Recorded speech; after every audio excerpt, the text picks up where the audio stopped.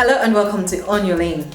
This is the best place for ambitious people who are taking charge of their lives, making that income, making that impact, and living fulfilling lives. And today we're talking about habits. 9 habits that will instantly improve your life. Powerful promise, but a really relevant promise. Why?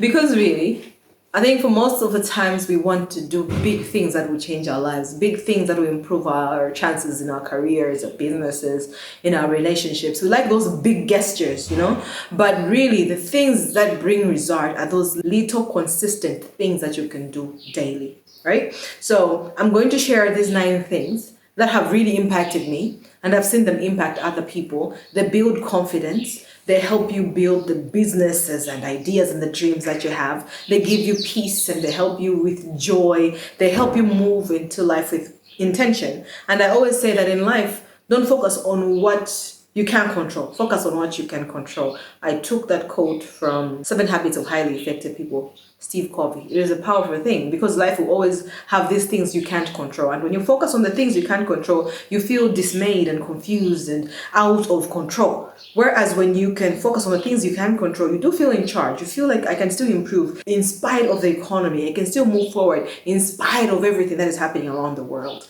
And that is the place where you will attract the level of success, the level of peace and fulfillment that you desire. So let's get into these 9 habits that will instantly improve your life.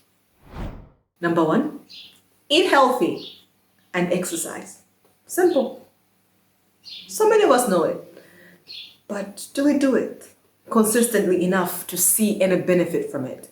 Because you can eat 1 salad a month, or you can eat well once a week, or you can exercise here and there. There is no result that will come from doing things once in a while. You need to be consistent.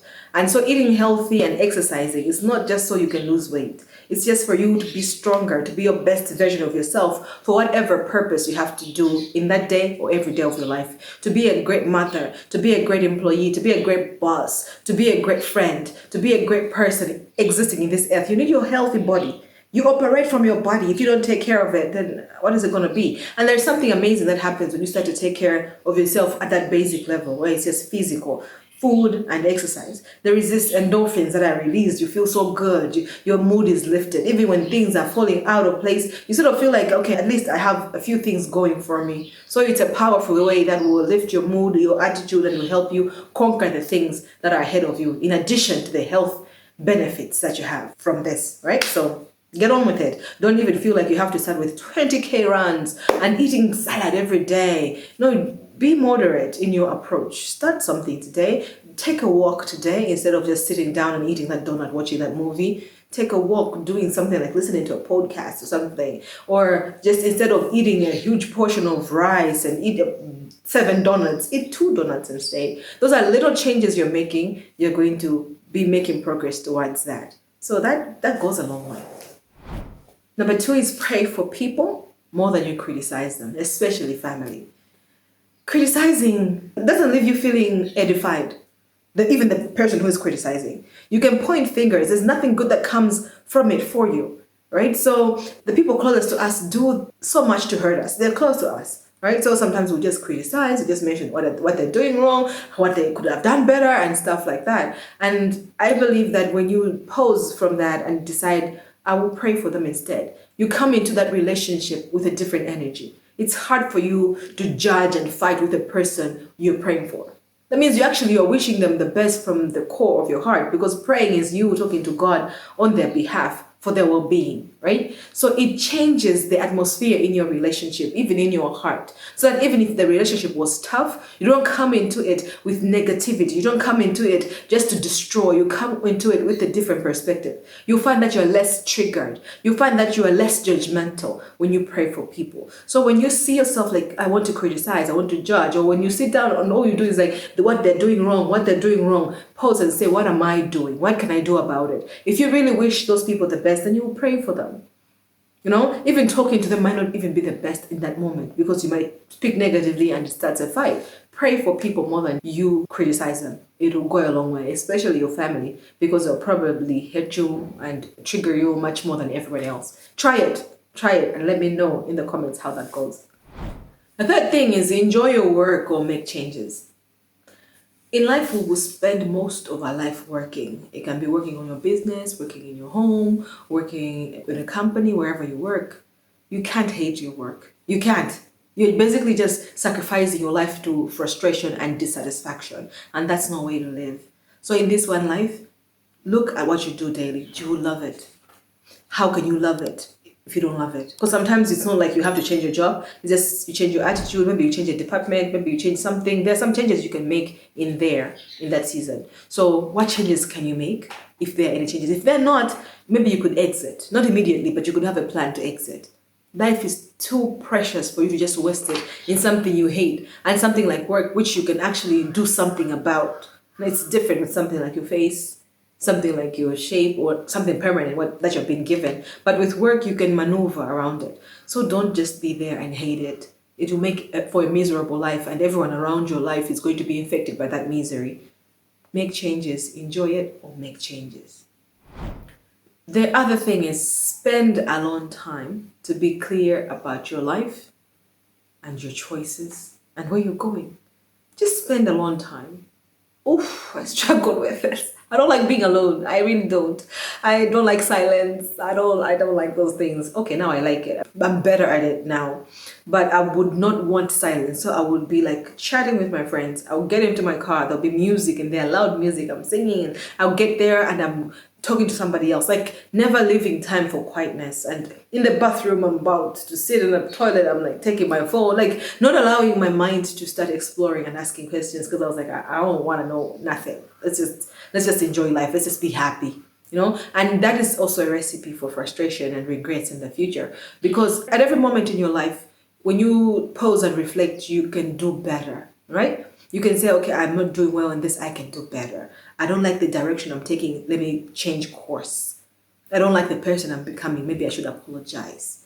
I have walked away from this relationship, I really want that relationship back, maybe I should go make amends. Stuff like that. You don't think of that whilst being noisy and loud and everything. It takes you just taking some intentional quiet time and re-evaluating things. And it will go a long way to prevent regrets in the future. Because most of the times we think about these things way in the future, like 10 years down the line, 3 years down the line, or even a year or 2 months down the line. And it's like, you can't do anything about it now, it's gone. That relationship is destroyed, or that person is hurt and gone and stuff like that.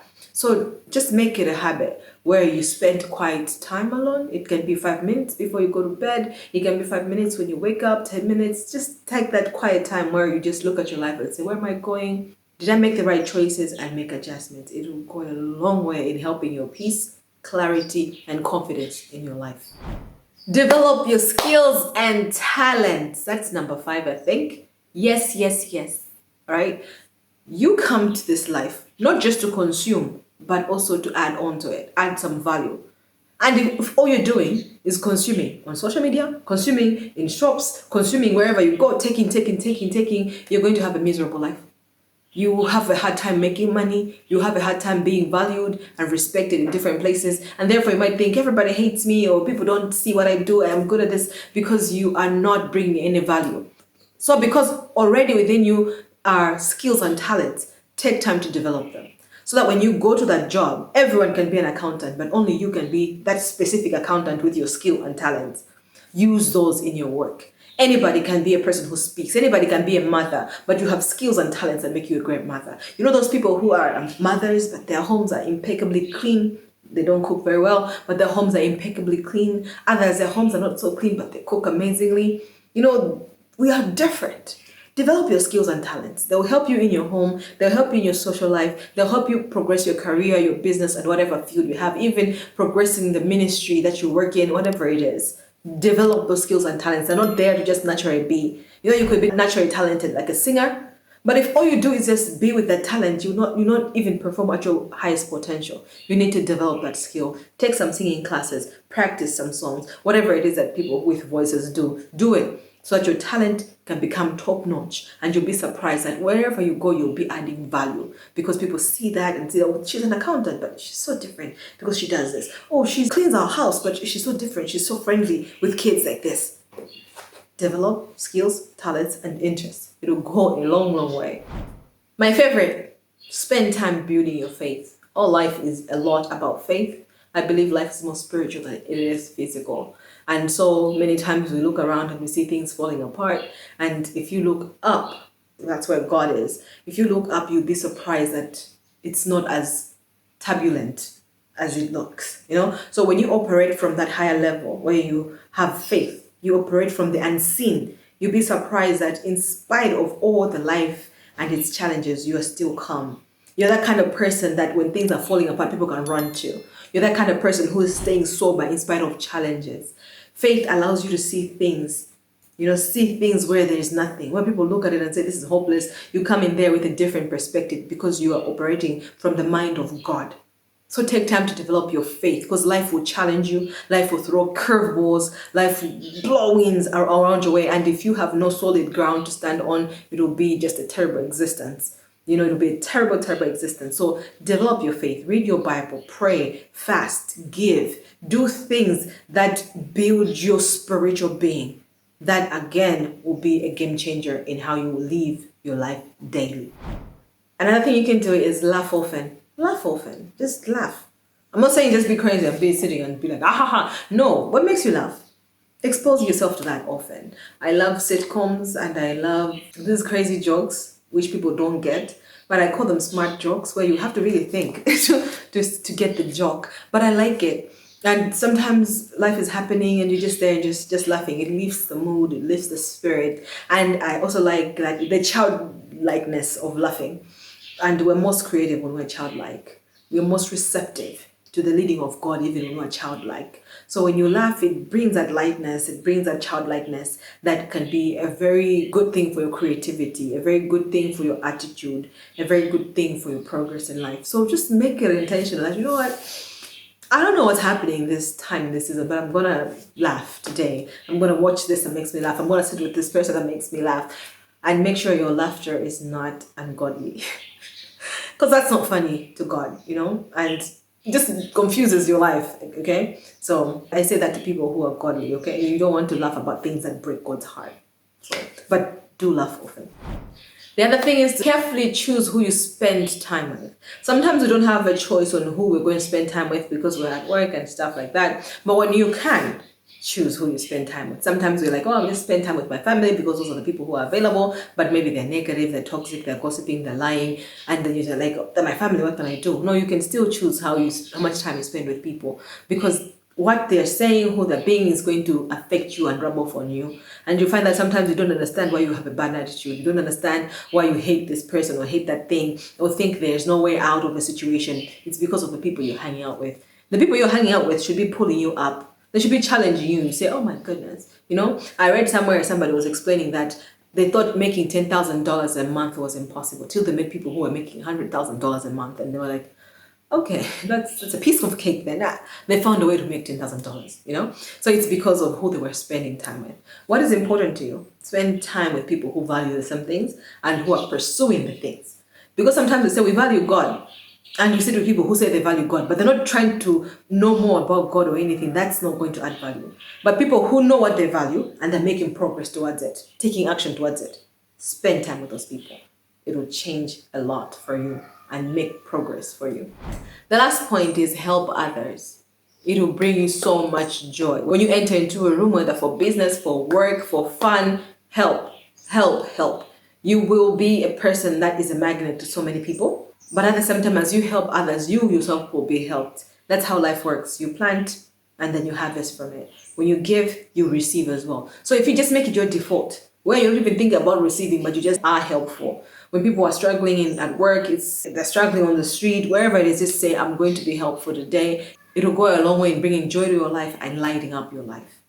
So there you have it, 9 habits that will instantly improve your life. Again, the disclaimer is that you just don't do this once off and think, okay, where's the improvement? No, you have to do a little every day, a little every day, a little every day. Help someone today, help another person tomorrow, help another person the other day. Just make it habits. They're called habits for a reason because you do them consistently. And when you do them consistently, they'll bring the results that they're meant to bring, which is an improvement to your life, progress to your whatever you care about, business, career, relationships, and everything like that. Let me know which one is your favorite tip in the comments below. Please like, share, and subscribe. And if you're a person who is like, I really am about improving my life this year, then you should go into the description box and check out my program, Circle of Greatness. It's all about helping you move from where you are to achieving the goal that you have.